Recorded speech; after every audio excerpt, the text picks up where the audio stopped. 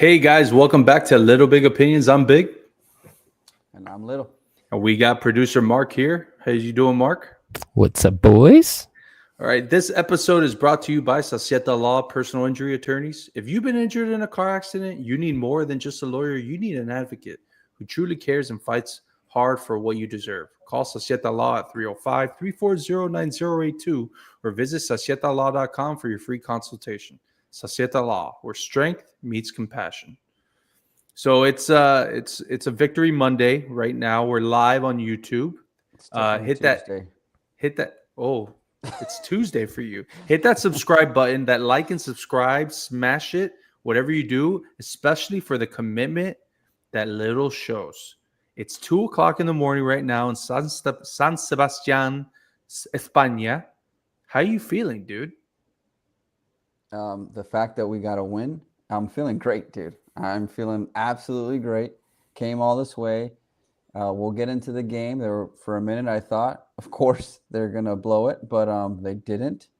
Had a long train ride up to San Sebastián today and had some pinchos and looking forward to tomorrow for some more fun. What'd you do today? How long was that train ride from Madrid? It was pretty brutal. So we woke up in Madrid, obviously, and we had something to eat, but my anxiety is full on travel days. So I had to make sure that we're at the hotel by a certain time, get to this train station by a certain time.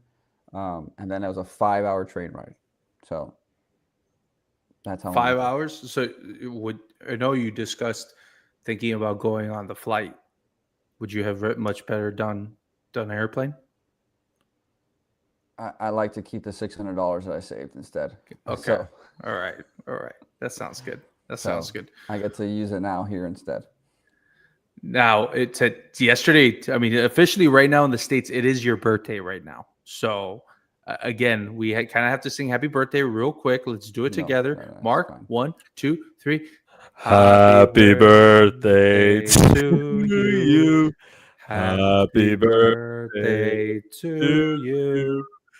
Happy birthday, dear Christopher. Happy birthday to you. Woo! What's Brittany doing right now? So asleep, as you would think. It's 2:15 in the morning. It's 2:15 in the morning. She's asleep, yeah. So how was Madrid? How was the game? What was the atmosphere like? What were the people like? So obviously, we had determined early on Madrid's a cool place to go, whatever. But I'm going to tell you guys something that you probably didn't expect me to say. It is absolutely something that should be on your list. If your team is going to go to an international place to play a game and be the host, I think that's an important thing, that they're the home team. It's exactly what I think, because I don't know if we're ever going to find that, a Super Bowl would feel like. Ooh. Like everything in the city is about the Miami Dolphins. Everything in the city is about the game. It was buzzing. There were so many things and activations all over the place. And you're like, oh, I'm there for the game. I'm there for the game. And because it wasn't a Super Bowl, I was like, man, maybe we're going to win. Because if it was a Super Bowl, I probably wouldn't think we're going to win. But I am so happy that I came. It was such a good experience. It's probably my number, I'm going to say 3 sporting event that I've had in my life. I'm going to say one thing. Top 5 for sure. Top 5. I thought you were going to say their number 3 all-time moment of your life. And I'm going to tell you why. I got multiple text messages. Multiple people have come up to me and told me, wow, I have never seen Chris so happy. I'm not even kidding around. We saw in our group chats that we're all together. You were so ecstatic. You were like a kid on Christmas. You were smiling so much. You were not. Were you this happy on your wedding day? A couple things. Sorry. I was happy. I was having a blast. JP, he said it there, and JP can tell you now. I had a blast in my wedding. My wedding weekend was the best weekend of my life. There's no doubt about it. It was so much fun. From the 3 weddings that we had, from the welcome party to the actual party to the brunch. It was a great weekend. But as far as sporting events, I'm not going to put it number 1 because we've seen World Series championship games. We've seen, Heat playoff games and different things. So I can't put it there. But I think part of it was the StubHub experience. I mean, that was part of the anxiety there. And when I got it and it worked, that was amazing. But Madrid is such a great city. For one, it's a walkable city. You walk everywhere. Everyone's partying. Everyone wants to drink. Everyone wants to have a good time. And then for the game, we had to walk 10 minutes because they blocked off the street, and then you get to everything, and then you have the hustle and bustle of the people. There were so many different NFL fans, not just Dolphins and Commanders. Actually, in the stadium, I think there was more Commander fans. Walking around the city, I thought there was more Dolphin fans. But there was a UK Dolphins group, and they were where we were to drink, and they were having a great time. And then you're waiting in line, you're talking to Washington Commander fans from Ireland and from London. I was like, how does this even happen? And it's just such a cool experience, man. I really enjoyed it. And it seems like wish you guys were there. Like it's working, huh? Like their whole point. We've always said that this is our pointless games. We hated them, especially the Dolphins having so many years. We're almost like one of the pioneers, one of the first ones that experimented over there, which is why we have so many UK fans. But it seems like they're spreading football love all around, so it's good. I mean, I think yes and no. I saw a couple of things. Apparently, when I was watching TV here, only 10% were sold to the US. The 90% were actually sold in the UK, internationally. Yeah, I heard 90% was local. Right. So two people in front of me, one was wearing a Patriots jersey and the other one was wearing a Brady jersey. And this is kind of where the experience gets kind of weird. There's so much excitement, so much buzz. The other thing, Bernabéu is a cathedral. The stadium is amazing. I think that's another reason why I was just so excited, because you've seen it on TV, and I know it's not a soccer game, which is blasphemous, but at least I got to experience that stadium, which is one thing that I try to go as many stadiums as I can. But then there's so much buzz. It feels like a Super Bowl. You have the anthems, everyone's going crazy, and then the game starts, and the fans don't really know what to do. It's not loud anymore. Third downs are weird. They don't know the game. They don't know the game, and they were actually getting upset that people would stand up on third down. And the two old men in front of us kept on saying sorry. I'm like, no, you're supposed to stand up now. It's okay. They're doing what they're supposed to be doing. And which is funny because I would think that they're always standing, but I guess that's a American football thing. What was the coolest thing about Santiago Bernabéu? The coolest thing, just how enormous it is. It's just so big. And then obviously they just redid it, so they have all the screens there, the lights, the show. Everything's a show. Everything was taken care of. The one thing I don't like, I don't know if this is an NFL thing, I don't know if this is a Madrid thing, but the amount of lines to do anything was just atrocious. I posted the video trying to get in. That was a nightmare. Yeah, that looked brutal. Anxiety again. Good thing we got there an hour before to try to walk in. That took 30 minutes just to get into the gates to then get, checked to walk through everything. And then again, you sign it, you actually scan your ticket. So there's 3 checkpoints before you actually get into the stadium. And then, she can't hear me. We walk, Brittany sees this NFL shop. She goes, don't you want something? Mark, you mentioned a scarf. I'm like, I look at it and their line is huge. I go, Brittany, absolutely not. We're not waiting in that line. You're not going to miss everything. You said you wanted something. And I could see already. I go, there's nothing left. There's nothing left. Yeah. So we go to walk in and she goes, is there a store? And the guy's like, yeah, go to the store. So we walk all the way around the stadium, and the line to get into that store was a block down you could have a block. It was crazy. And they have everything marked off, so you couldn't walk in. That's one thing that I don't like. I don't know if that's the NFL thing, but again, people weren't there for the actual game. They were there for the experience, for the event. So they didn't care like we would care to I want to go watch the game. And then I literally did not move from my seat the whole time. Yeah, you didn't eat anything, I heard. I didn't eat anything. I didn't drink anything, and they were selling beer, but the lines again were so long. But if you want to know what Brittany did, the first quarter, she looked at me and she goes, "Can I go to the store now?" I was like, "Yes," and she went to the store. So she got to the store. I got a little shirt, little merch. Ooh. Nice. Does it say Spain? It says it. Thanks, sir. Madrid. It says Madrid, and then the back. Oh, that's Wow, sick. that is a super sick shirt. That's And nice. apparently it was like the last medium. Everything, no mediums, no smalls, no large, only extra you large. wear a and small. you wear a medium.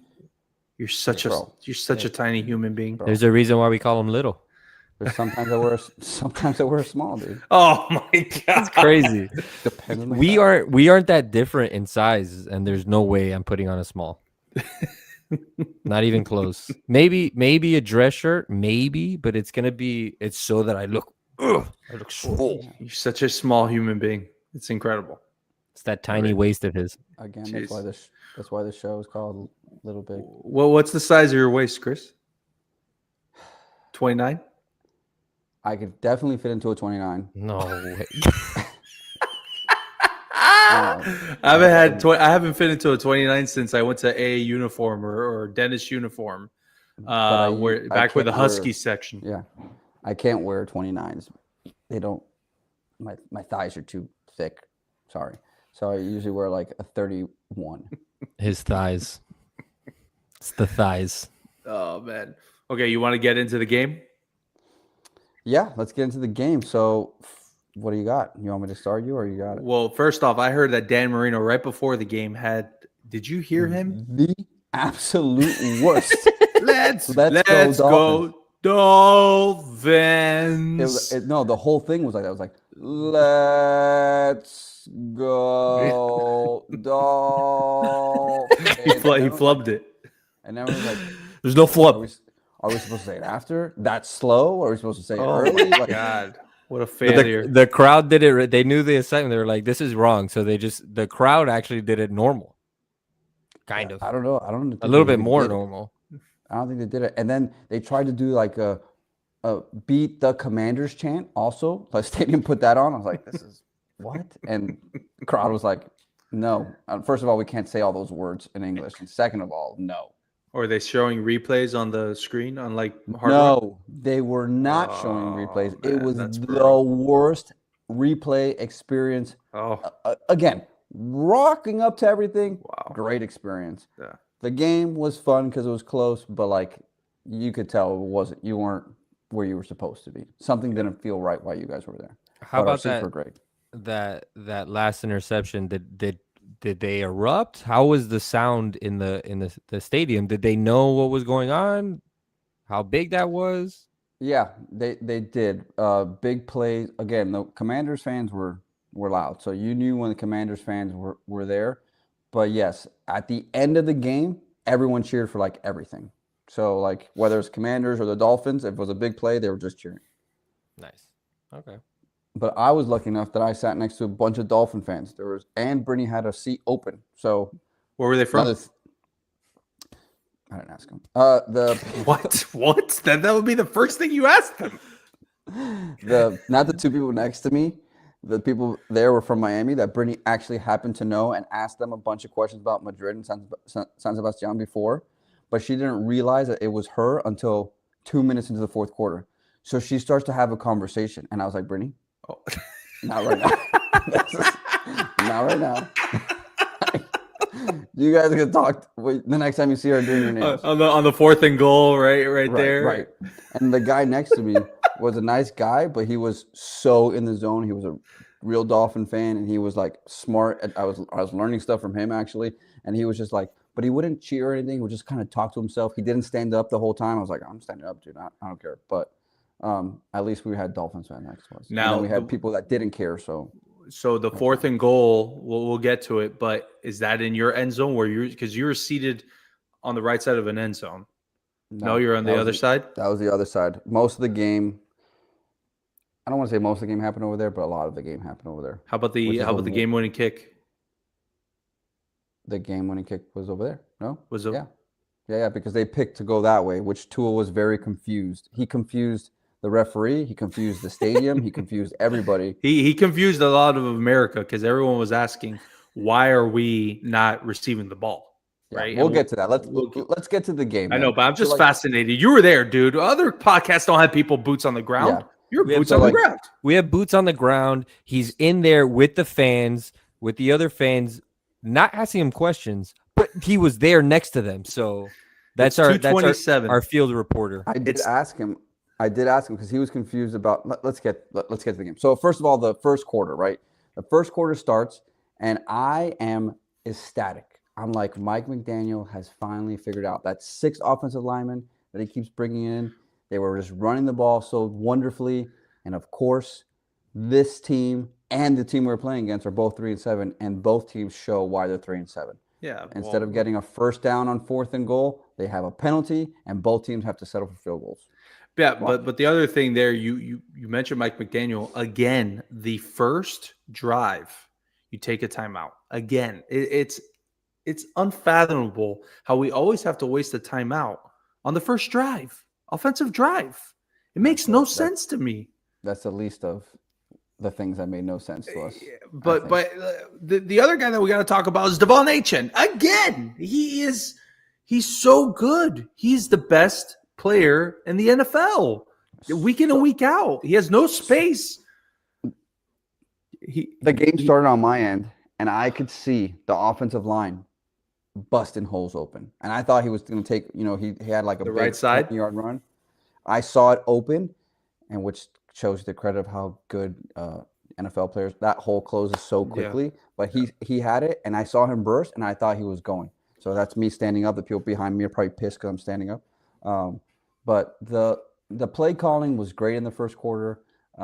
We got into it. Yes, we called a timeout, but of course, penalty stalls that drive. And then the same thing happened with the Commanders. The Commanders are doing whatever they want, which is crazy. I couldn't see as much as you. Well, we're just letting them do whatever we want throwing wise, or like what zone were we playing? We were too deep zone. The issue there was just that the little dinks and dunks passes, and their running back Rodriguez was gashing us all game. Played really, really well, but again, they go for it on 4th and goal, and then they have another penalty themselves, them being the Commanders, and then they have to settle for a field goal. So we're going 3-3 into the second quarter. Not a lot of going on. On the other side, Chris, we're over here. We're in Kendall. We're eating IHOP. We're eating delicious Dunkin' Donuts with the kiddos, having a nice time. Then we get into the second quarter, feeling good. The mimosas are flowing, Miami's next possession carried over. First quarter and continue with Devon Achane consistently and Tua Tagovailoa accurate short passing. 11-play, 56-yard drive, resulting in another second field goal by Riley Patterson, 39 yards.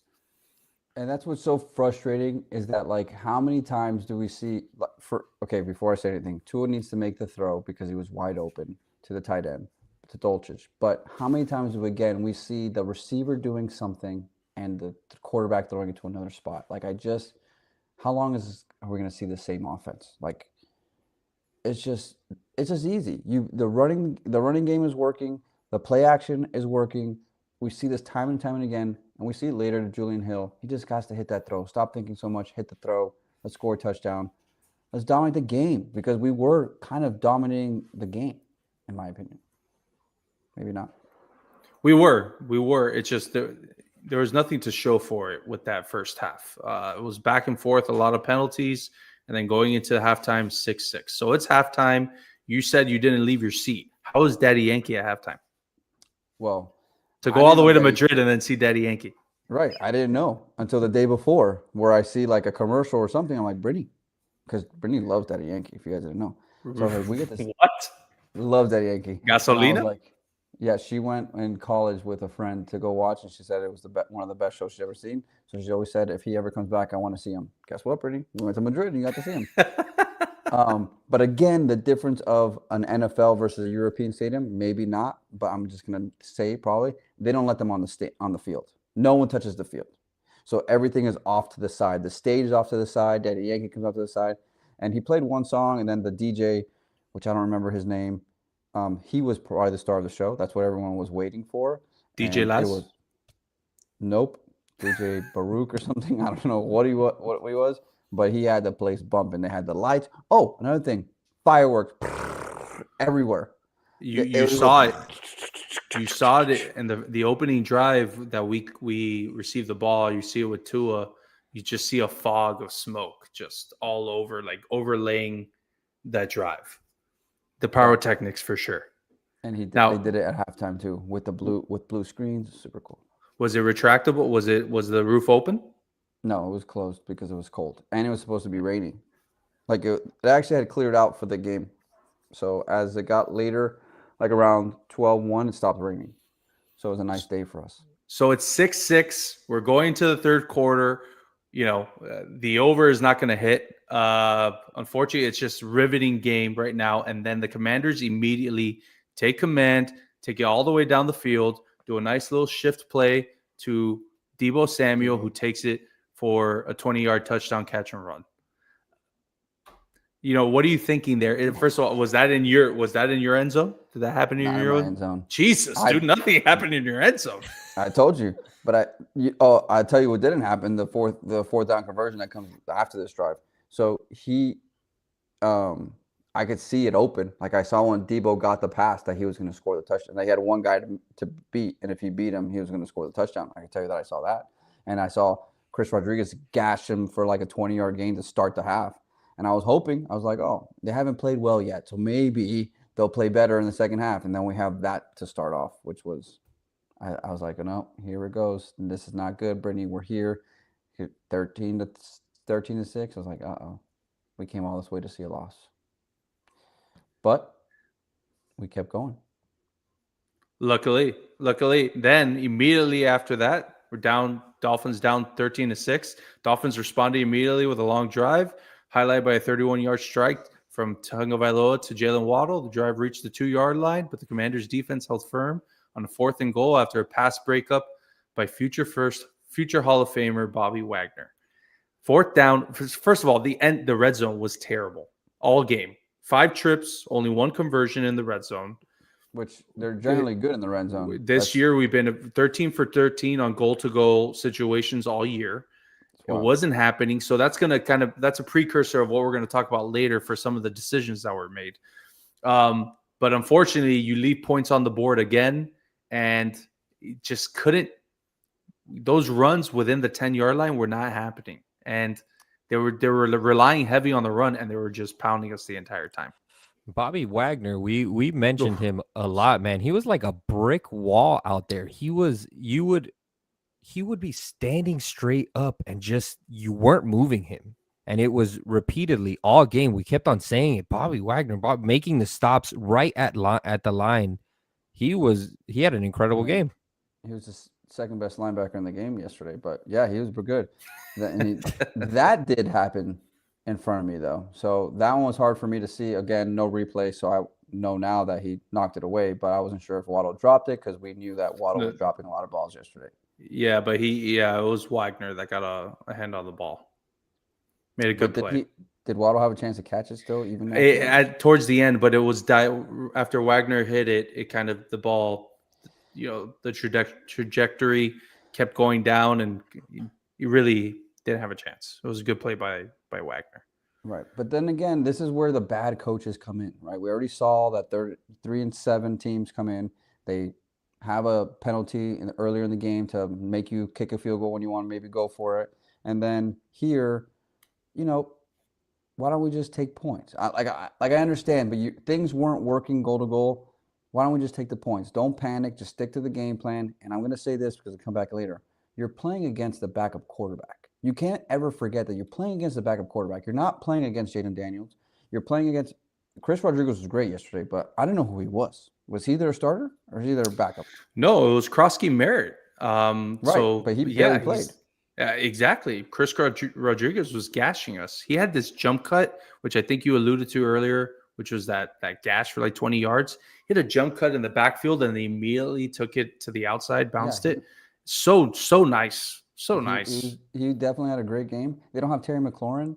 Like, why panic? Like everything's working. But again, when you play the type of offense they were playing yesterday, which is a lot of run first, which is all what we're looking for, but you don't score touchdowns, it makes it hard. So you got to score the points, in my opinion. I get it. We want to go for 4th down and you put more on your plate and you're in control of more knowing what's in front of you. I understand that to a certain extent, which we can get into later. But the more points you score, the better chance you have to win. I'm just call me old school. Well, you and everybody else that's been doing this for 25 years. So Dolphins down 13-6 going into the fourth quarter. I think we get the ball back right away. And then finally, Tua drives us all the way down and punches it in. Ollie Gordon, hand it off to him, punches it in on 3rd and goal, 13-13. Feeling good. Ball off to? Ollie Gordon. Oh, okay. Just making sure. That's the big guy, right? That's the big running back we have. The stud. He played well yesterday. Mark was talking about how he has this exuberance for life. Like he has this passion behind him. Always talking, always riling himself up. I kind of love that, right, Mark? For a team with 3 wins, and this type of team being able to keep the energy like he does, it's incredible. It's incredible, and he's a rookie, so it's he's not deep into his career or anything where he's kind of sick of this whole thing every single day, every single Sunday. But man, it's exciting watching him because he is just you feel like he's trying to give it his all. And a lot of these guys just kind of go off with their own talent, and he's just going in there and for the love of the game. It seems like he's always so excited just to touch the ball. He wants to be in there. He wants to do stuff. Yeah, he's an exciting player. Unfortunately, he couldn't score, but I love him. No, he did score. He scored. Yeah. He scored. That's cool. Yeah, we can get to the other play later. I'm not blaming Ollie Gordon for that one. Not blaming him for that 4th down. So we get the ball back. So we score. It's 13-13. Moments later, Washington corner, Mike Sainstristel muffed a punt deep in their own territory, handing Miami the ball back at Commanders' 42-yard line. So what are you feeling? How's the people around you? I'm like, because the drive before was terrible. Like we didn't do anything. It was like 3 and out. And I'm looking at Brittany. I'm like, Brittany, I just don't like this. This doesn't feel good now. Like they're about to get the ball back. And 5 minutes left. I elate. Like, yeah, we're going to friggin' win, Brittany. We're going to win. It's going to be awesome. Like I was so excited. And I wasn't being, the corpse that I was when I was in the game with you last. I was fully into it. I was like, I'm full fan mode right now. I'm going to let myself be a fan because no one here knows different. So that's what I was feeling. And our offense finally did again what we were doing the whole game. They moved the ball and they got to a point where I was like, hey, we're going to win this game for sure. But, Achane had a great game, but there's one thing that you cannot do. You cannot step out of bounds. No. At that moment. Yeah. Bad play. They had 1 timeout left, them being the Commanders. The Achane gets to the 26-yard line, gets a 1st down, and takes it out of bounds, runs out of bounds. So you let them keep one of their timeouts, which is precious in this situation. Number 1 mistake. That's the beginning of the downfall of the inevitables, right? Then you get another 1st down. You get there, clock is rolling. You get to the 2-minute warning. They bleed all their timeouts.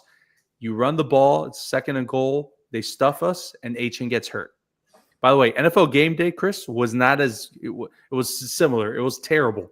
They were showing shots of like graphics, and then the game would start, and they wouldn't pan to the beginning of the game. Right, Mark? That happened multiple times. There was one instance where they, in the middle, in between plays, like going into 2nd down, they went into like a closing like graphic, something that you would go to before going into commercial. And Ryan and I look at each other. We're like, what are you guys doing? Put the game back on. What's happening? And then the game eventually came back on. But yeah, and they weren't explaining anything. It seemed like they kind of didn't know what was going on. They were just there. I feel like if you're traveling, they're putting a lot of money into this game, the NFL, of having all this stuff go out there. And if you're traveling like that, you like have people ready to go, man. It seemed like they were just, phoning it in a little bit. It was Jonathan Vilma, wasn't it? Yeah, and then you have refs. We love you, Vilma. Sorry. Refs speaking French, Spanish. There's a lot going on yesterday. But nonetheless, terrible, by the way. Yeah, the refs were terrible. The refs were terrible. They were so bad. The phantom pass interference. There were so many holding calls, but they didn't call on them both. So I was fine with that. And I didn't mention it one time because I didn't want to jinx anything. But they were bad. You didn't mention it to Brittany? Correct. Okay. Well, I was actually going to mention to the guy next to me because we kind of threw some things at each other. Like, All right. Real football talk. Like, So let's get to it. It's a minute 44 left. You got the ball. You run it again. You don't get it. So the clock is winding down, it's 144 left. The clock stops because of an injury to HN, and you give it on fourth and goal. Well, hold on. Firstly, on second down, we run a toss backwards. Thankfully, nowhere to go, but HN takes it up to the goal line For 4 yards. Right. So Yeah. now it's third and 1, and HN's out there, and I'm all the way over there. Put in Ollie Gordon. What are we doing? We finally found our guy that gets fourth and ones. We finally found him. And he's on the bench. And I said this on the text. It's like he plays Madden. It's like he wanted to give HN the touchdown because he's worked so hard. He's had a great game, but he hasn't had the touchdown. Put in Ollie Gordon. Put in Ingold. I don't care. But, like, that's such a bad play call in so many ways. HN has not been able to score, has not been able to get in third and ones. It's proven for the last 3 years. Like this, we've seen it over and over again. He cannot do it. He can do a lot of things, and we're going to give him the ball. But a goal to goal, you're going to give it to your big guy. That's the key. Big guys win games. So you do that. The next thing you do is now you've made your fourth down play such a crucial play. And you're going to say, we're going to go mano a mano when these guys haven't been able to. He's your backup right guard. He's your rookie left guard, who's the worst guard in football by PFF standards. I'm not saying he is. I think he had a good game yesterday, just watching from the sidelines. I haven't watched any tape, but I thought he looked pretty good from what I saw. But they're still your backups. They're still a rookie, and you want him to go up against a good defensive line. Like, what do you think's going to happen? Javon Kinlaw What happened? Ate them up. That's exactly what happened. They brought third and goal from the 1. You give it to HN. He gets stuffed by Javon Kinlaw and Bobby Wagner. He gets hurt. Game day, NFL Network is not showing him being hurt. So we're like, what the hell is going on? They didn't even show him on the ground. You just saw Savanya, or whatever his name is, kneeling down. And I thought he was super injured based on how everyone was everyone was kneeled around him. Yeah. We had no idea what was going on. Then they come back in, and then it's fourth down. And you're like, why are you not kicking the field goal? So for the people out there, 25 years since 2000, only one other coach did what Mike McDaniel did yesterday in Madrid. You had a chance to go under 2 minutes up by 3 points. You take the points, right? By analytics, supposedly, there's a 3% better chance, 3.5% better chance if you go for it because they have no timeouts. So let's talk about this because Mark and I were fumbling with it too on our couch. What would you like to talk about? My initial reaction is you take the points. That was my initial reaction. You take the points because your red zone, huh? Yeah, your red zone offense has been terrible all game.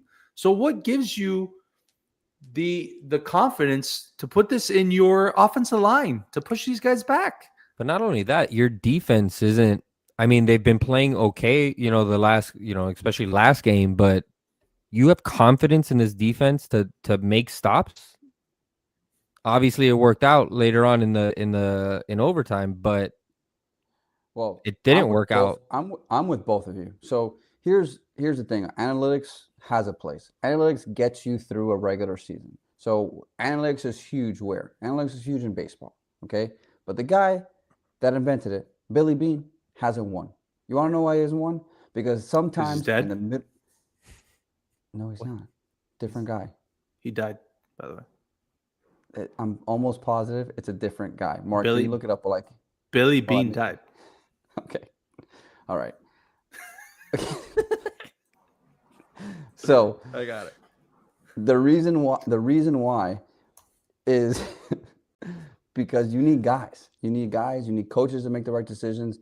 The Boston Red Sox, the Dodgers have done it when they bring good players. So you have to have a feel of the game. Again, it is a backup quarterback. It is not Jaden Daniels. I don't care where the analytics tell you that 3.5% chance better of winning when they have to go further to score a touchdown to win the game versus just have a little bit to tie the game. It doesn't make any sense to me. So the math ain't mathing for me. I know that it's out there, and I just don't. I'm sorry, I don't believe it. And where did they get this formula from? Where's the formula from? Tell me. It's kind of like the Doge formula, them saying that local governments are misspending. That's not happening. It's because your formulas are incorrect. Okay, I'm probably gonna get fired for saying that. But here's the thing: McDaniel comes out as 144 left. McDaniel noted the Washington special teams is very adept at getting the ball out past the 30 or 40-yard line on the kickoff return. So what he's worried about is you kick the field goal. They have 1:44 left. It's an eternity. They no timeouts. But nonetheless, if they get the ball at the 35 or 40-yard line, they only got to go another 30 yards to be in field goal range. So in this case, if you get stuffed, you got to go 60, 65 yards, 70 yards to kick a field goal. That happened. Zaslow said it today on Levitard. That happened. They gained 61 yards. 2 of them on gigantic chunk plays up the middle. One up the middle to Debo, and then another one, Minka Fitzpatrick overdoes it and then gets torched for another 25 yards. And they're at midfield with a minute left. Now, luckily, their kicker is terrible. He's missed 6 kicks this year. He's terrible. He got released today. Well, rightfully so. He missed They let 2. them in Spain. He missed 2 2. field goals. Yeah. Missed 2 yesterday. And if that happens and he makes that field goal, Mike McDaniel is with that kicker. Well, the kicker would be rightfully employed, and McDaniel would not, because there's no way that Ross is keeping him with that happening. Well, it's hard to make the analytics call when you lose, right? They'd be like, that's the analytics. It says the best thing. If it would have resulted in a loss, people wouldn't care about the analytics. And it's tough, man. 3% more doesn't seem like that much more of a difference, where I would be like, well, let's just take the points and see if it works out, kind of thing. It's such a hard call. You say, and if we go everything by analytics, analytics will tell you never to punt sometimes, like that. Even punting is not, a thing. It's better to have the extra downs and to play with that. You're going to do 4 downs, but no one does that. We know you don't do that. It's changing a little bit because they're going for it more when they're on that midfield and stuff like that. But I don't think the analytics is, always the call, right? Like, it didn't work. What do you think? If 3% is what we're talking about, 3.5% what we're talking about, that's give or take. Like that's the bounce of a ball, right? That you're supposed to go for it, and then there's a lot of things that you have to take into account. We already talked about, obviously, Mariota was a quarterback. We already talked about that the offensive guards for the Dolphins aren't the starters. We've already talked about that the fact that they historically in the last 4 years have been the worst team to go for it in that moment. Like, and how many failures they had in the game, just this game alone. Like, there's a lot of feel to be like, this is not a good idea to go for it. And at the very least, yeah, maybe they go 30 yards and kick a field goal, but it's a lot harder to score a touchdown to win the game than it is to kick a field goal to win the game. Like that would be proven. There's no way that it's not. Like, there's no way it's not. I don't agree with it in any way. If you have a chance to take the lead, you take the lead. And the analytics say that the reason why you go for it and try to go to the touchdown is because you control the game. So that means when you're on defense, you have no control of what's going on. I don't think that's right either. You control how you call defenses based on if you can give up any yards versus 50 yards. Like, if you give up 50 yards versus 30 yards, your defense is going to play a little bit different. And you're going to have a chance to not make the big mistake, which we did. We made a big mistake because we were playing a lot tighter and someone got caught underneath, like you said, Minka. So it was the wrong call. It was the wrong call. I get he missed the field goal. And analytics people are going to say, well, you see, he missed the field goal. That's usually the kicker is not going to miss 2 field goals in a game. That's very rare too. So he already had missed his one, is what you're saying. So whatever, we won. Well. By the way, just to go in here before we continue, Billy Bean, our William Lamar being the third That's- is not dead, and he's currently the senior advisor for the Athletics still. So It was a different Billy Bean. Yes. it's spelled differently. I was wondering because it it's said Bean. this guy was an LGBTQ advocate. I was like, I don't Ryan, remember Billy Bean being Ryan, gay. He had a we daughter. did this already. We did this in our group text. That's why I was so sure, and that's why I thought you were pulling my leg. No, I don't remember group text from 2 years ago. No one does. Well, What are you, an elephant? Don't do a fat joke. Okay, real quick. We get the ball. So he misses the field goal. We go into overtime. Tua gets out there. You said he's lost, right? Dolphins win the coin toss in overtime, and they defer. They he say has like a we want to 5-minute kick the ball. He has like a 5-minute conversation with the ref. Well, Like, it they wasn't left. it wasn't They showed. him. Did they show you? No, was it after? So they asked him. They asked him, "Do you want to kick or receive?" He didn't answer the question clearly. I think he said, "We want to like defend this way." So the guy's like, "So you want to defend? Defer?" He's like, "Yes." So he moves him around. Everyone walks away, and he's like, "Wait." So then I thought for a second, I was like, "Yeah, this guy asked to receive the ball and messed up the call." And then no, he was just confused as to the order of it, but they got what they want. He ran off the field cheering. He was happy, but he was very, very confused. This guy, pobrecito, man. Hey, CT. Stop it. Don't do that. We're not doing that. No, I'm talking about the corn rolls. They're a little too tight because we're going to talk about after. But we get the ball. I mean, we kick the ball. And the reason for the people at home is there's a new rule in the NFL. I think it was instilled last year that no matter, even if you score a touchdown, that you get redemption. Like in beer pong, you get redemption no matter what. So they can score a field goal. They can get a pick. It doesn't matter. The second team will for sure get an opportunity unless you drag out the 10-minute clock. So we're taking a little bit of a gamble here. Marcus Mariota on the first play of overtime throws a pick to Jack Jones, who has been a dog. The guy is a playmaker. You know, he's all or nothing. He's a playmaker with his delicious looking grills. Amazing. Makes a play. Incredible. So I'm guessing, did he run towards you guys? Because No. no, It was the other way, dude. The whole game was on the other side. So Cristiano Ronaldo, that was sick. That was a sick celebration. Such a great celebration. Like he knew the moment and he freaking had it. Like I'm so happy that he did that celebration because I don't think anybody else would have thought that. Shout out to the Dolphins videographer who caught that. He ran right to the Dolphins videographer and did it right in front of his camera, where they got a beautiful slow motion of that. We'll put that on the reel because it is great with the grills glistening like Post Malone. You can see him from the nosebleeds. It's just like. Then we immediately give it to HN. He runs it up the middle. We're there, and Mike McDaniel is not taking any chances at this point. 1st and 10 from the 12-yard line or whatever it was. Riley Patterson come in and you kick the field goal. It was so anticlimactic that me and Mark were like, "Wait, are they kicking a field goal now? Like this is the game winner. Well, what's going on?"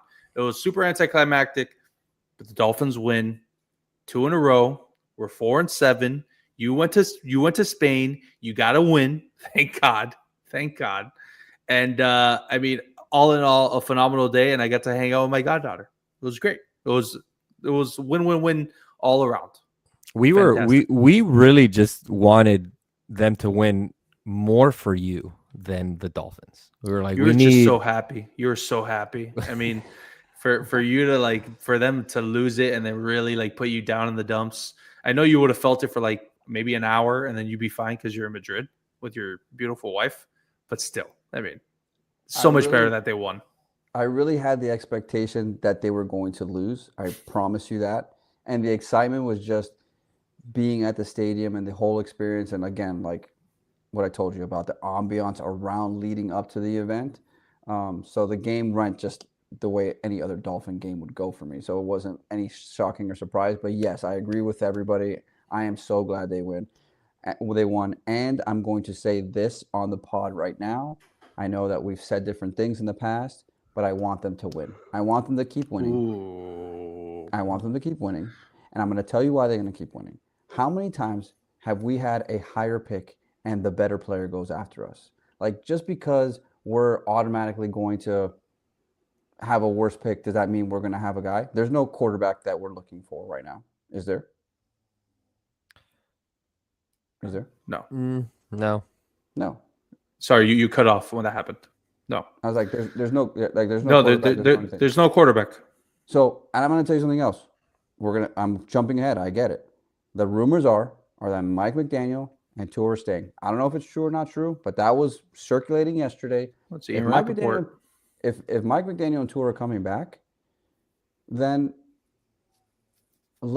we can't have another losing culture. We can't continue having these guys come out and just expect to lose. Mike McDaniel, for all the bad things, we just had a bunch of talk in 45 minutes of the decisions that he made. Ultimately, they won. Mark talked about Ollie Gordon, but it's not just Ollie Gordon. They're all into it. They're all having a great time out there. They're all trying hard. Like, I don't think that it's an effort thing. Like, he has them playing and believing that they are better than they are putting out there. And I'm done. Like, I don't want to see the team lose. Let's just win. Let's just keep winning and see what happens. Maybe that 1% gets to 2%, and it really is. Joe Shad did it again. It's like a 46% chance if they win out, which is freaking wild to me. But I want it. I want them to win. We should roll this clip because this is exactly what Miami Dolphins fans are. Like, we are so numb to the letdown every year that we continue to want to hope for them to rip off another 5 games, to rip off 7 in a row, go 10-7 miraculously, and maybe get into the playoffs. In the hunt, right? Well, that's like the sexiest words to the Dolphins fan. In the hunt. But the thing is, I don't care. Like, I don't care if they lose every game, but they beat the Patriots at the end and they blow something for the Patriots. Like, I don't want to root for them to lose. Like, I can never root for them to lose, and it's not going to happen now. And there's nothing in the college that I know for sure that I want. And I don't even know who's going to pick the players next year, and who knows if they're actually going to pick a guy who's going to be good. So that's the thing here, right? GMs, there's reports out there that veteran GMs are saying that this is an exceptional opportunity for a GM to come into Miami and take over the reins. You know that Tua is going to be your quarterback next year because of the dead cap hit. It would be a league all-time record of $99.5 million in dead cap. So you're going to keep him next year. So if you're going to keep Tua, you keep McDaniel, because if you keep Tua, you're not going to bring him in with a new head coach. That's just going to be a huge pain in the ass. Unless this new GM comes in and says, I'm going to clean house, which is not going to happen because financially you're not going to be doing it. So it makes sense for McDaniel to have another year. But we know that McDaniel is not the guy. He's not the head honcho. Time and time again, Chris, Mark, he continues to make these decisions on the field that we've always been talking about for years, and it's not going to change. It's like Mario Cristobal. It's not going to change. He's a great recruiter, but in-game tactics, adjustments, it doesn't happen. So what does this mean for next year? It's going to be a soft reset. We're going to have to do this all over again. Here's where things can get better. Like, run game, you saw it there. You saw yesterday how great it was is. Against the Commanders. Yes, you're right, but it was against the Commanders. But he's had good running games. Even against Baltimore. The first half of Baltimore, it was the players not executing plays and then the team, which is funny, didn't come out and give them the same effort they had the first half. But they've been running the ball a lot better. They played against Buffalo, and they did very, very well. Now, he just needs a better pass game coordinator, which maybe he needs to give up play calling. Like, the plays are there, they're open, but he just has a bad knack of when I should call these plays. There's things that he can do to improve. Maybe that's what they tell him to keep his job. If you don't do play calling, you get to keep your job. Like, who knows? There could be things that happen. And even maybe if he's not the guy, then fine. I don't want these guys to continue growing up and losing. I don't want Achane to continue losing. I don't want Ollie Gordon to be okay with losing. I don't want any of these guys to be okay with that. Like, it's just not the expectation that should be. And so that you know, Josh Allen wasn't the first overall pick. Patrick Mahomes was the first overall pick. Lamar Jackson wasn't the first overall pick. Like, those 3 guys, anybody could have had them. And just because you have the first pick doesn't mean you're going to hit. You can period. Move up. You can always move up. You just get draft picks. Like, I'm not going to root for it. You got the Ravens always get good players. The Ravens never draft in the beginning of the draft. Get out of here, bro. We're not losers. We're not losers. I'm not doing that. We're not losers. Okay. All right. I can tell you. Say whatever you want to yourself. Going back to the general manager position, and it being, I guess, such a good position for people to have. Shouldn't it be a little obvious? You can go 10 years without winning a playoff and still keep your job. Who Yeah. wouldn't want that job? You don't have to do it well. You can just be there. Just show up. What's on the slate? So we have a bye week coming up. Then you play Saints at home, which you're going to be favored. Which At will the be there. Jets on the road, which you should be favored. Steelers on the road right now. Aaron Rodgers just broke his wrist. Broke his He's wrist, got a but fracture. This is non-throwing arm. It's so his non-throwing okay. arm, but still, it's a broken wrist. And then fourth is versus the Bengals at home. They're 3-7. Jamar Chase just got suspended. They're playing the Patriots, so you got to think that they're going to go 3-8 because I don't think Burrow is going to come back. So then you probably sit Burrow. So you have 4 games potentially in a row that you're going to be favored. And the Dolphins potentially could be going into week 17, 8-7. And the other thing I want to talk about this team real quick is the what ifs. See, I'm a Dolphin fan now. I'll just be like a fucking like a loser. I'm a loser. You lost to the Patriots because Devon Achane stepped out of bounds. The best team in football right now. You lost to the Chargers because you couldn't wrap up a tackle. Like if you're Antonio Cromartie in the bedroom. And number 3, you lost to the Panthers, which you controlled that entire game. If you win those 3 games, which you can admit that we were in those games, we should have won those games, those 3 games, you're 7-4. Now it's the what ifs, but that's where we're at right now. So get some rest, come home, and beat the Saints. Because right now you have the 11th overall pick. So we're not here to tank anymore because there's so many bad teams that we're 4-7 and we still have the 11th pick. It's that bad out there. Austin Jackson's coming back. Who knows if Darren Waller comes back? Maybe James Daniel comes back. Could be a different team. Now, one other thing that we got to talk about, I'm sorry, but Tua comes out and they're interviewing him and they asked him, where would you like the next international game to be? He answers right away, Hawaii, because that's where he's from. That's not international. Those are the states. Even I know that. Miss Garrido, I was the worst kid in the geography class of all time. Like the 3 Scandinavian fingers. I don't know anything. Pika's always taught me this stuff. But then they say, oh, Europe? You mean Europe? It'd be really cool to play in Jerusalem. Jerusalem? By the way, I'm going to say one thing. Tua, I'm with you, brother. I thought Jerusalem was in Europe too, bro. I thought Israel was in Europe. I didn't know it was Asia. I'm going to be honest here. I didn't know it was in Asia. I'm sorry. I'm not going to lie. I'm not going to lie with the guy. I'm not going to lie. I didn't think it was a big deal. Now, Jerusalem, why would football be played in Jerusalem? I mean, that doesn't make a lot of sense. That's just because he wants to go there because he's Christian and everything, dude. That's what he's trying to get at there. But isn't Jerusalem Jewish? Bro, we're not going to get into a religious talk right now about the Holy Land and how many religions claim that as their holy land and why there have been wars for years and years. We're going to leave it at that, okay? Is the manger still there or no? Yeah, dude. The nativity where he was born, but he wasn't born in Jerusalem. Oh, sorry, he was born in Jerusalem. He was from Nazareth. Sorry. Yeah, like earlier, this guy, folks, off there, he was telling me that there's this place called Galicia in Spain. That's not right. I mean, that's my mom's name, Alicia with a G. There's no Galicia. That doesn't exist. We've learned there is a region called Galicia. Yes, of course. Hey, for you folks on YouTube right now, live streaming, can you let us know, is Galicia, Spain a real place? Yes or no? Have you ever heard of that? Say yes or no, please. What were your thoughts when he said Jerusalem? Top of your head, right away. One word. I didn't give any thought to it. Sad. It just is what it is. I mean, it's sad. not sad. It's not sad. I ask people questions all the time.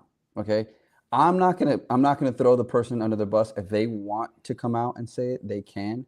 But I was called one time and asked, "Where is Washington?" And I'm like, "Is this a trick question?"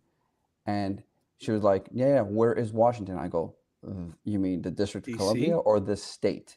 And she was like, I didn't know there was a state called Washington. Okay. And this is a person who graduated college. Okay. I get dumb questions all the time. So I'm not going to call anybody out on what they might know something that I don't know. So I'm not going to say anything about them. I didn't know Jerusalem was in Asia. I thought Israel was in Europe. I'll be honest. I know I mean, it's still international though.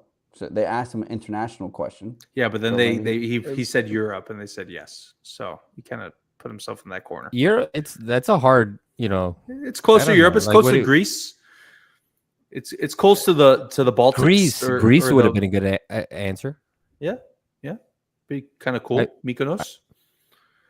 All right, real quick. One other thing that I got to talk to you, Chris, about. For all this stuff, we were 2 weeks ago. We were gonna not renew our season tickets.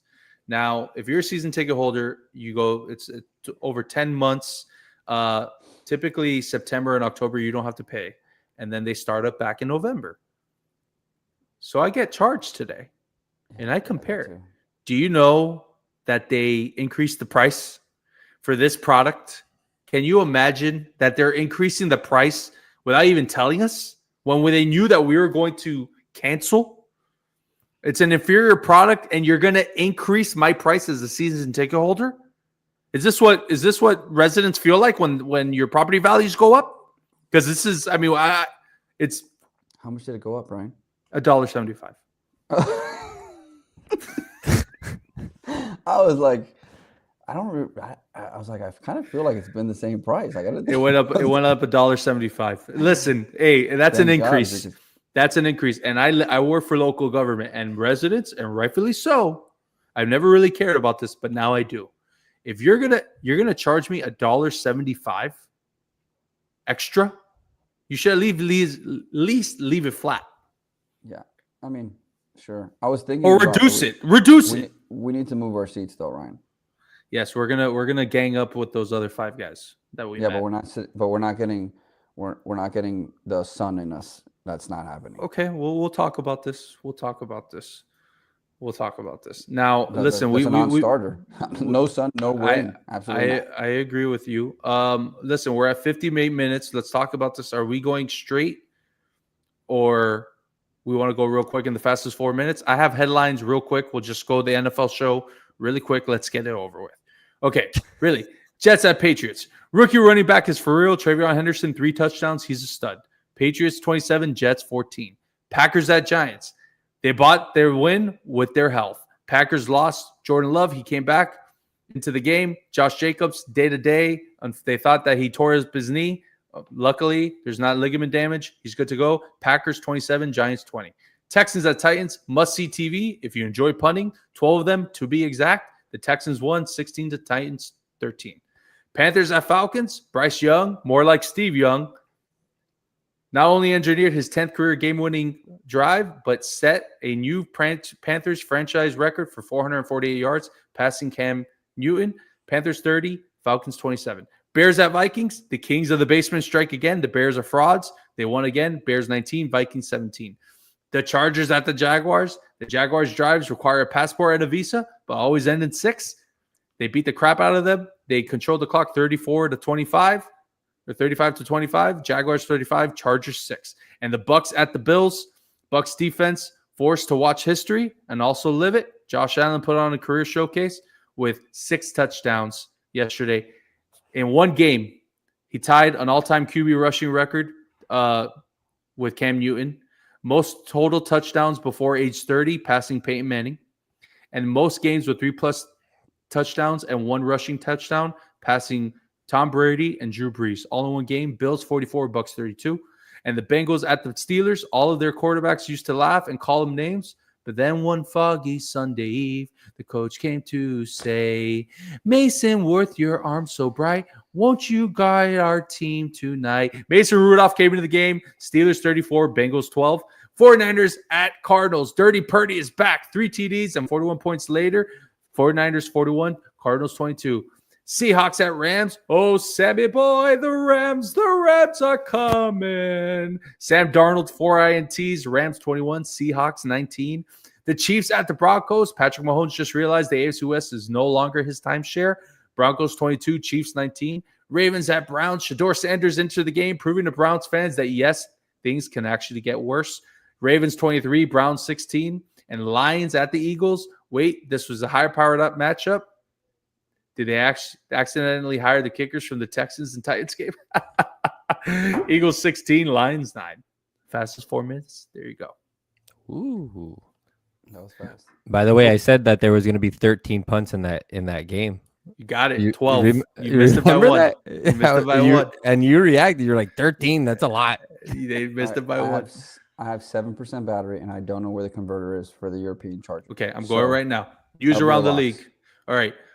Bengals LBO wide locks. Okay, real quick. Bengals wide receiver spits in the face of Jalen Ramsey, then denies it. Jamar Chase suspended for 1 game. He's out for this week against the Patriots. No bueno. Of course, against the Patriots because Michael Penix is seeking a second opinion, but it looks like he has damage to his ACL. He's probably out for the year. Kirk Cousins get in there, but he's 3-7. They're done. All right, Drake LBO London locks. also hurt, by the way. Who? Drake London also got hurt. Ooh, and he's going to be out for this week for sure, if not a little bit more. And fantasy football owners. Josh Jacobs may have not gotten too seriously injured, so he is week to week and could play on Sunday. Yeah, I just said that. You didn't listen to me. All right. Now, LBO locks week 12. This big Come Mierda, of course, banging his drum, banging his chest. I went 2-4 last week. Oof. I mean, it is what it is. Little went 1-3-1. Producer Mark 3-0-1. Attaboy. Prop of the week 1-0 last week. So here we are, 42-29. Little is 33-27-1. Producer Mark is 30-36-1, and prop of the week is 5-3. Thursday night football game, 8:15. Chris, will you be in the States? When do you arrive on Thursday? Sunday. You arrive on Sunday. Okay. Jeez. All right. Bills at the Texans. Bills are a 4.5-point favorite. Over under is 43.5. Bills are 5-5 against the spread, 2-2 against the spread on the home. The under is 6-3 in the Texans, in the 6-3-1 in the Texans games this year. CJ Stroud potentially could be coming back, not Davis Mills. What is your pick, Chris? What's the game again? Bills at Texans. Bills, right. 4.5. Bills. Producer Mark? Bills as well. I will also be taking the Bills. Just give me the Bills. Yeah. Okay. Moving on. Colts at Chiefs. Biggest game of the week. The Colts coming off a bye. Chiefs are 5-5. They are right now out of the playoff picture. Chiefs are -3 at home. Over under is 49.5. This game is at 1:00. The Colts are 7-3 against the spread. The Chiefs are a dismal 3-7 against the spread this season. And they've been a massive under team with the under hitting 6 of their 10 games. Producer Mark, who do you like here? I'm gonna take the Chiefs. I think they're gonna bounce back, and I'm actually gonna take the under on this as well. I will be taking the Colts. I will be taking the Chiefs as well, and I will also be taking the under. I'm following Mark here. We'll do our shot bet. I'm taking the Colts. I'll go under. Okay. All right. We all got the under there. All right. Steelers at Bears Sunday at 1:00. The Steelers coming off a win. Mason Rudolph probably will be the starting quarterback. The Bears are 7-3, flying high. I think they've won 6 in a row or something of that nature. Bottom of the barrel. Bears are -3 at home. Over under is 45. The Steelers are 5-5 against the spread. The Bears are 6-4 against the spread. Steelers are 5-5 over under, but their low volume offense and solid defense often lean toward the under. Bears have the number 1 turnover differential in the NFL, +14. One thing, pure historical stats, Steelers are atrocious, 1-12 straight up all time when playing in Chicago. Give me the Bears. I love the Bears. Hammer the Bears here. The Steelers are not good. And I will also be taking nothing else. Chris. The Bears. Mark. The Bears. All right. Wow. We are okay. Last game of the week, Sunday Night Football. Bucks at Rams in LA. Rams are 6.5-point favorites. Over under is 49.5. The Bucks are 6-4 against the spread. Rams are 7-3 against the spread. Both teams are 5-5 in the over under. The Bucks have an abysmal luck on the West Coast. Their road record against the 5 Pacific time zone teams is an abysmal 8-28 all time, including 0-4 record against the Rams. Give me the Rams. I love the Rams here. I think they're the best team in football, and give me the over here. Chris. Rams. Mark. I'm going to take the Bucks, and I'm going to take the over. Okay, I like it. And last but not least, Big's prop of the week. Give me Patrick Mahomes under passing yards. Line is expected right now at 260.5. Mahomes has gone under in his passing yards prop in 8 of his 10 starts this season, and the Colts are coming off a bye week. Give me the under in Patrick Mahomes, probably minus 115. Folks, that was a wrap. Thank you very much for Chris. It is right now 3:17 in the morning, local time in San Sebastian. Thank you, brother. Happy birthday to you. Take us home. And thank you to Mark. This episode is brought to you by Sociedad Law, personal injury attorneys. If you've been injured in a car accident, you need more than just a lawyer. You need an advocate who truly cares and fights hard for what you deserve. Call Sociedad Law at 305-340-9082 or visit sociedadlaw.com for your free consultation. Sociedad Law, where strength meets compassion. Sayonara, suckers.